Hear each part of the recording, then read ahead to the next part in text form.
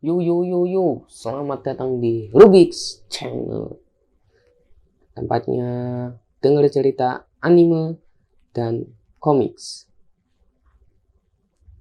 Oke, pada awal cerita kita diperlihatkan sebuah pavilion yang sangat megah ya, yang ngayang di langit.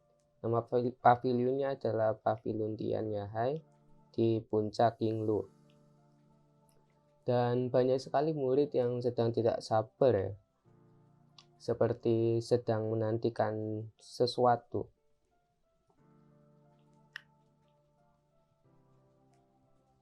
Mereka juga sedang bergegas menuju ke suatu tempat karena ada sesuatu yang membuat mereka semua gila. Namun hari ini semuanya tiba-tiba berakhir. Semuanya pada ngomongin tentang hal itu. Dan banyak juga orang yang berkumpul di tempat itu. Dan semuanya tentang sebuah pertunjukan yang bagus untuk ditonton. Dan hadirlah seorang wanita dan juga di bawahnya ada seorang pria. Pria itu menatap gadis itu. Dan semua audiens pun menantikan sesuatu untuk terjadi. Itu akan dimulai lagi. Aku menantikannya, kata mereka. Aku tidak tahu apa hasilnya kali ini. Saya tidak bisa berhenti.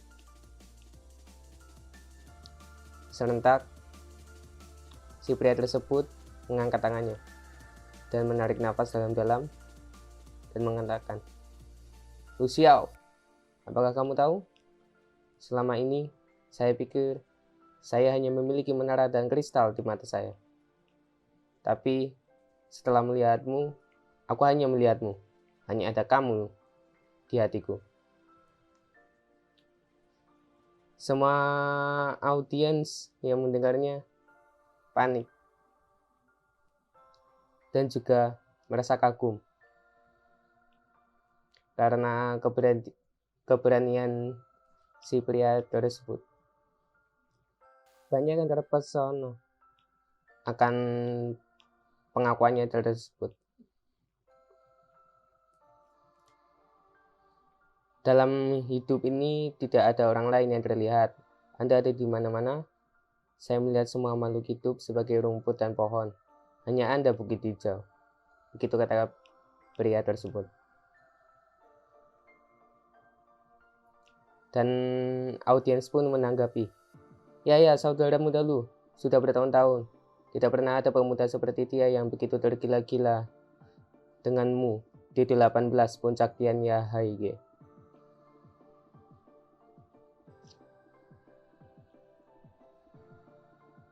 Banyak sekali wanita di sekte yang terkagum dengan pengakuan si pria tersebut.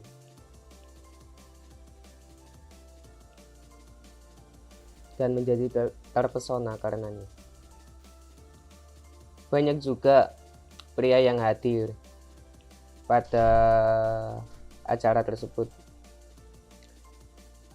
Dan ada juga seorang pria yang mencatat kata-kata rayuan dari si pria tersebut.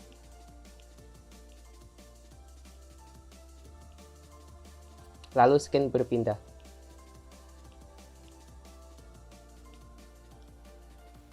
Ada dua orang master yang sedang bermain catur.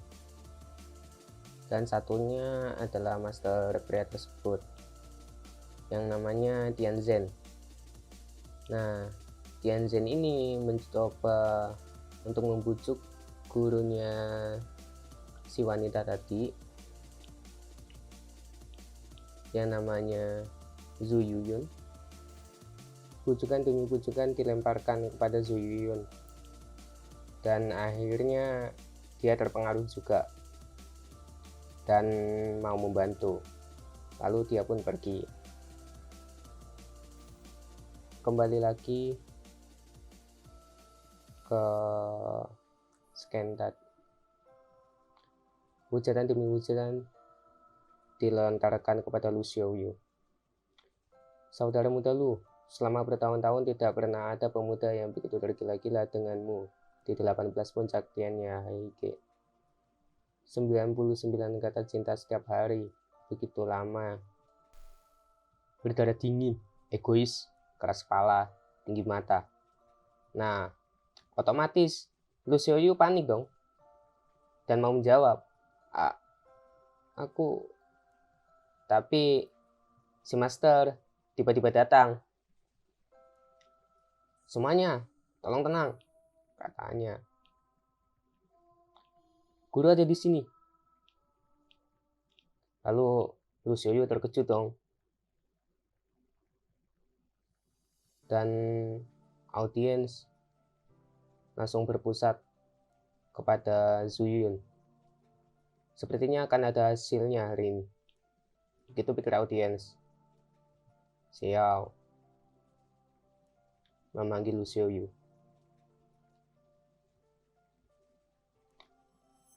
Padahal belum ngomong apa-apa, tapi Xiao langsung ngerespon.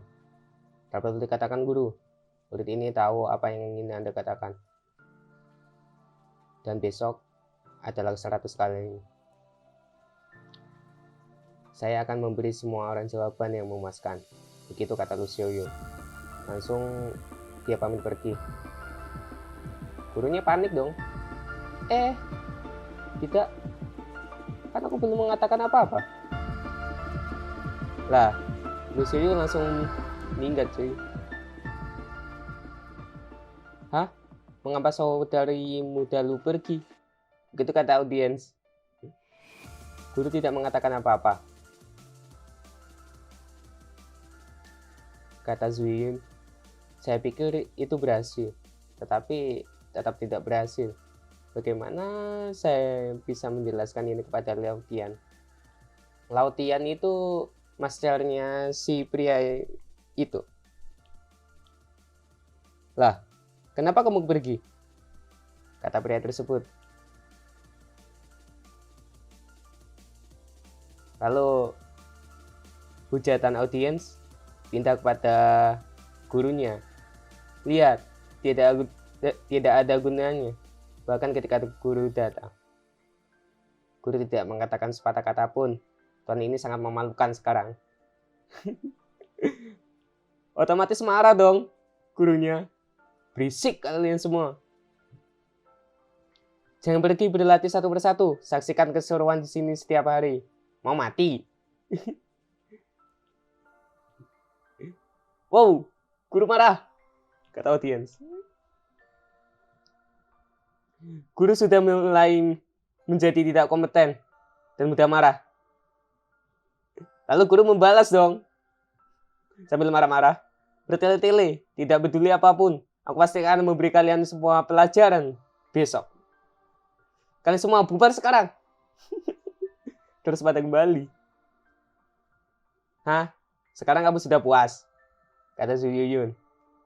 Guru marah. Ayo pergi. Para audiens pergi. Astaga. Kenapa kakakmu Dali tidak jatuh ke pelukan kakakku? Lah. Si Tianzhen panik dong. Apa yang sedang kamu lakukan? Pikirnya. Aku tidak melihat kemajuan sama sekali.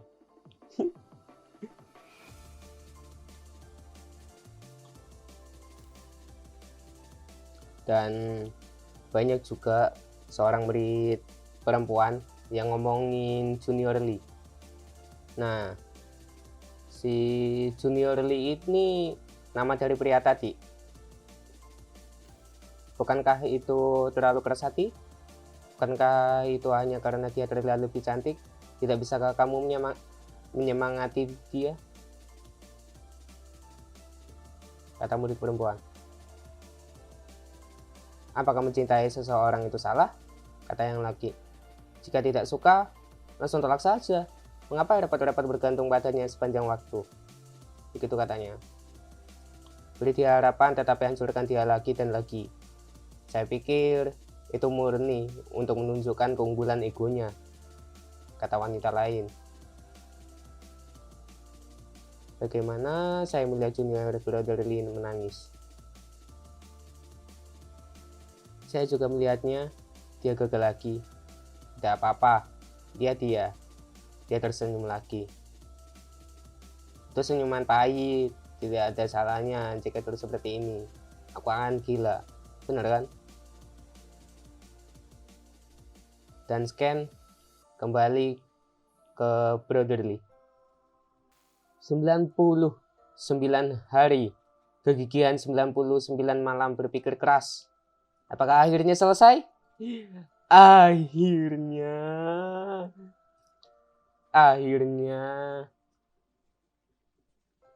Silly mengatakan itu sambil meneteskan air mata. Dan tangannya bergetar. Setelah sekian hari bekerja keras, tiba-tiba Silly mengayunkan tangannya dan timbul cahaya di ujung jarinya. Dan kemudian terbentuklah sebuah panel sistem. Dan pada panel tersebut mengatakan bahwa selamat kepada host karena telah menyelesaikan misi. Apakah saya sudah menyelesaikannya? 99 pengakuan setiap hari. Itu membuat beberapa sel otak yang saya miliki hancur berkeping-keping. Akhirnya tidak ada lagi pengakuan. Di situ Silly mengembuskan nafas lega. Akhirnya sampai di hari pertama. Lalu Scan kembali ke si Lucio. Besok pasti akan. Nah, dari sini Scan sudah berpindah ke masa lalu si MC. Nah, di sini diceritakan kalau si MC itu bekerja keras dalam pekerjaan sehari-hari karena dia itu seorang mangaka amatir. Ya, meskipun dia bekerja keras setiap hari, tapi gajinya ya tetap rendah lah. Dan matanya aja sampai menghitam gara-gara kebanyakan begadang dan kurang tidur. Dan untuk mencari nafkah, dia itu harus bekerja sekeras mungkin, hari demi hari, dan seterusnya seperti itu. Lalu akhirnya tubuhnya itu gak bisa nahan lagi. Dan ya mampus lah, tahu sendiri lah, langsung ke isekai ntar. Itulah itu singkat dari si MC. Nah, tentu saja aku tidak mengatakan itu semua. Ini terasa seperti mimpi ketika dia itu perlahan-lahan membuka matanya. Dia perlahan membuka matanya. Lalu dia panik. Hah? Bukannya aku sudah mati? Lah, kenapa leherku sakit? Ini luka ya? Tapi kenapa? Loh, CMC melihat ke atas dan melihat kalau ada tali yang tersangkut di pohon. Lah, tali ini dan tali yang ada di tubuhku. Jadi aku baru bundir. Loh. Enggak bener ya. Ngomong, kenapa aku gantung diri? Dan gimana ini? Sialan. Apa aku diculik sama alien? Lalu perlahan-lahan cahaya mulai berkumpul lagi di depannya. Lalu muncul sebuah panel. Pemberitahuan, selamat, Anda menjadi host dari tubuh ini. Hah? Apa-apaan ini? Ini sistem upgrade curang. Host, apa ini? Aku terlempar ke dunia lain. Loh, nggak mungkin hal seperti game ini beneran. Lalu otomatis sistem langsung merespon. Ya, ada. Lalu keraguan dari CMC langsung hilang. Dan dia serentak langsung bertanya, kamu sama kayak sistem upgrade di Anidoki, bener kan? Bisa bikin aku jadi lebih kuat nggak? Ya enggak lah goblok, kata sistemnya. Woi, gak ngurmatin aku ya, kata CMC. Kok bahasanya kayak pelatih game gitu sih, kata sistem. Tapi aku bisa bikin Anda jadi lebih baik. Jadi mari kita bersama-sama mandiri. Ini kayak teori-teori bisnis penipuan, bikin orang gak enak hati banget, kata CMC sambil emosi dikit. Tapi dalam sesuatu yang tidak terduga tersebut, perlahan-lahan MC mulai berpikir, ini terasa banget ini beneran, gak seperti mimpi sistem ini.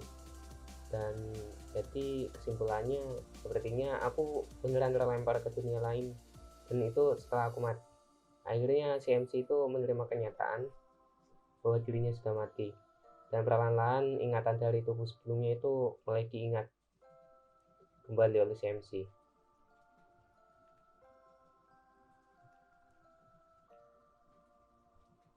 Lalu dia pun melihat alasan kenapa si pemilik tubuhnya tersebut bundir.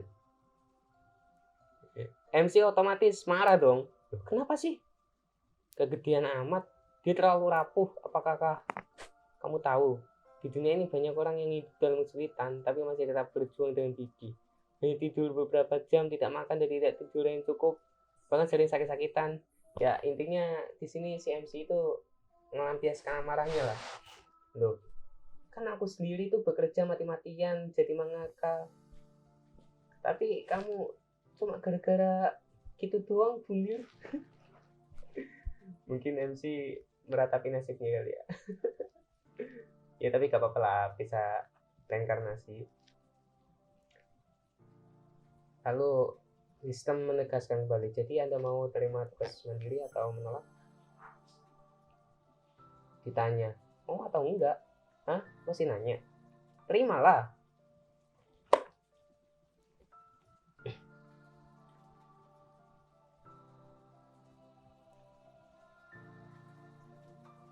Lalu pemberitahuan,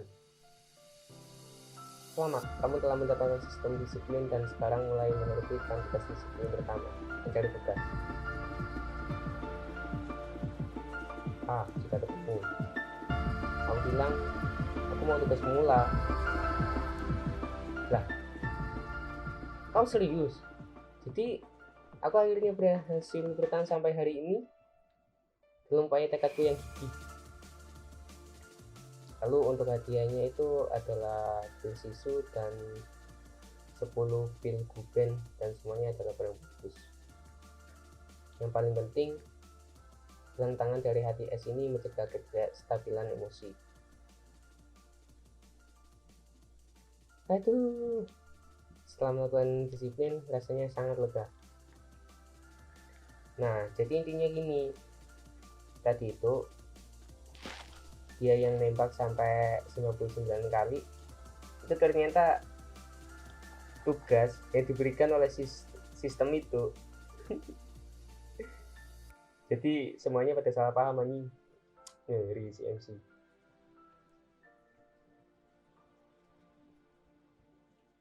Lalu gurunya tiba-tiba datang.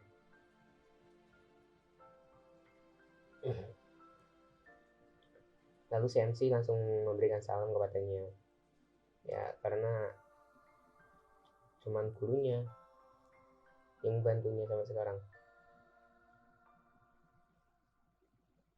Gurunya di sini berusaha untuk menyemangati si Lidan, tapi dia nggak tahu kalau si Lidan tersebut itu sebenarnya hanya kepaksa. Maaf membuat malu guru. Tidak, sebaiknya semua orang sangat menghargai baik kamu maupun aku. Lalu semangat ujung menyemangati, Si gurunya malah keceplosan. Aduh, apa yang dikatakan? Oh, terlalu asik berbicara. Kalau saja aku memiliki setengah kekuatan dan keberanian yang kamu miliki saat itu, katanya, yang keceplosan tadi. Lalu si gurunya kembali normal lagi. 100 adalah nomor yang baik. Kembali dari istirahat dengan baik. Besok aku akan membawa semua orang dari puncak gua untuk mendukungmu secara langsung. Bersiaplah dengan baik. Ethan berlangsung tersenyum. Terima kasih, Master. Baiklah, aku lega setelah mendengar kata-katamu. Untung aku telah menggunakan pengaruhku untuk memberitahu si Nate tentang selama dia datang besok, dia akan memberikan jawaban. Ya, intinya gurunya sudah membantu dan air lah. Terus Ethan menjawab, tapi besok aku tidak akan pergi. Lah, panik dong gurunya. Tunggu sebentar, ngomong apa tadi? Aku mengatakan bahwa aku tidak akan pergi. Aku ingin beristirahat selama 2 hari. Kata gurunya sambil membantu, cok. Setelah mendapatkan hadiah dari sistem, si Lidan langsung kembali berkultivasi dan memanfaatkan semua alat dan skill yang telah didapatkan. Besokan harinya,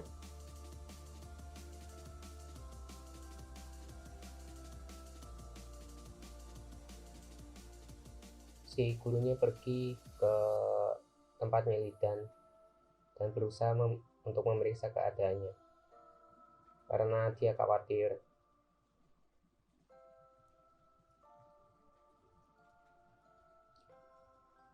Lalu ketika mendekati rumahnya, dia mencium sebuah bau. Meskipun bau itu disertai dengan aroma yang segar, menurut praktek cinta yang putus asa, dia seharusnya habis minum banyak lalu muntah di lantai. Itu pikir gurunya. Jika aku masuk saat ini, aku pasti akan mempermalukannya. Lalu karena telah memikirkan perasaan Ethan, dia pun beranjak kembali dan meninggalkan Ethan sendirian. Lalu scan berpindah ke si perempuan, Lu Xiaoyu.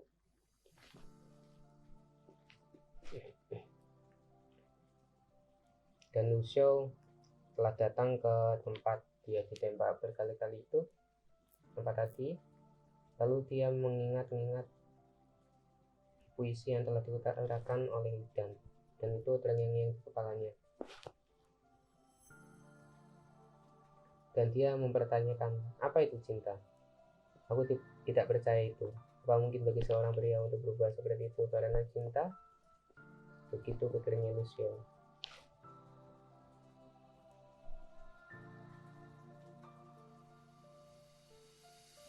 Seperti biasa, para audiens datang untuk menonton dan memperkirakan apa yang akan terjadi di depannya.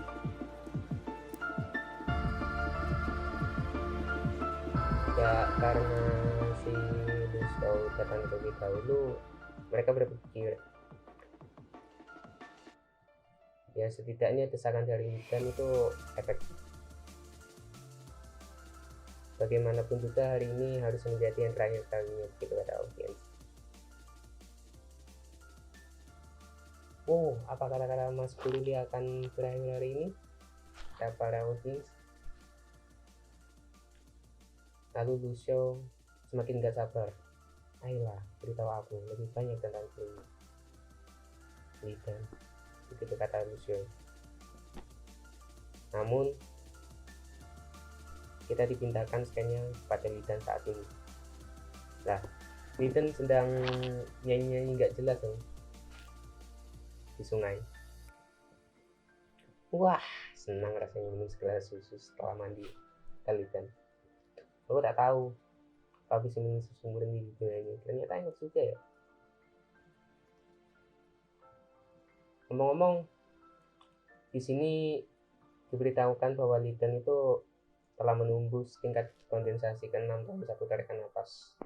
Nah, sebelumnya itu sebelum minum pil hadiah dari sistem, Lidan itu masih kondensasi tahap 3, sekarang sudah menembus tahap 6. Cuma dalam 1 hari. Ngeri. Ya jelas, Lidan tertawa bahagia lah di sungai, kayak orang gila. Terus tiba-tiba ada pemberitahuan lagi yang muncul. Kalau ada pemberitahuan misi yang baru.